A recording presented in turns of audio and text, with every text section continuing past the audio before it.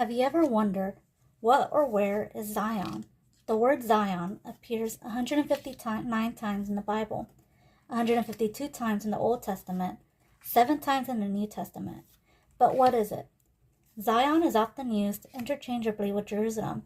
Isaiah chapter 2 verse 2 describes Mount Zion as the mountain of the house of the Lord, the highest mountain. Psalm 48 calls it the city of our God, his holy mountain high in elevation, in the far north. But wait, geographically, Mount Zion isn't in the north. It's in the southern part of Jerusalem. It's also not a high mountain. It's a hill. So, what's up with that? Did the Old Testament authors get it wrong? Maybe their map was upside down. No, they didn't get it wrong. It was actually done intentionally. This is where our knowledge and Bible backgrounds comes in handy. In the ancient Near East, it was said that the gods lived in mountaintops, far away from people. These mountaintops were described as paradise, filled with gardens and rivers. The Ur-Grite civilization worshipped many gods. One of their main gods was Baal. Baal lived in the heights of the north. In other words, he lived in the tallest mountain in the north. Sound familiar? Remember, Mount Zion is the house of the Lord, the highest mountain in the north. Old Testament authors intentionally used this imagery to dethrone Baal.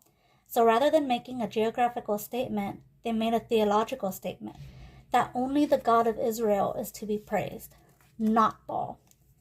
So, how does this help us understand Zion? Let us go back to Isaiah chapter 2, verse 2 to 5. In the last days, the mountain of the Lord's temple will be established as the highest of the mountains. It will be exalted above the hills, and all nations will stream to it. People will come and say, "Come, let us go to the mountain of the Lord, to the temple of the God of Jacob.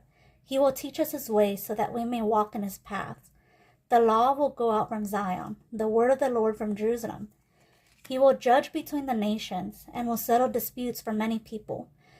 They will beat their swords into plowshares and their spears into pruning hooks. Nations will not take up the sword against nation, nor will they train for war anymore. Come, descendants of Jacob, let us walk in the light of the Lord." Zion is a holy place of the Lord, is a holy dwelling place of the Lord. And unlike the pagan gods who go to mountaintops to get away from people, our God invites us in. Zion is where God's children can go to be with him, where nations will no longer train for war. Zion is paradise. In 1 Peter chapter 2, verses 4 to 6, we read that Jesus is the cornerstone to Zion. It reads, "As you come to him, the living stone, rejected by humans, but chosen by God and precious to him, you also, like living stones, are being built into a spiritual house to be a holy priesthood, offering spiritual sacrifices acceptable to God through Jesus Christ. For scripture says, 'See, I lay a stone in Zion, a chosen and precious cornerstone. The one who trusts in him will never be put to shame.'" Jesus is the key to entering the dwelling place of God. Jesus is the key to Zion.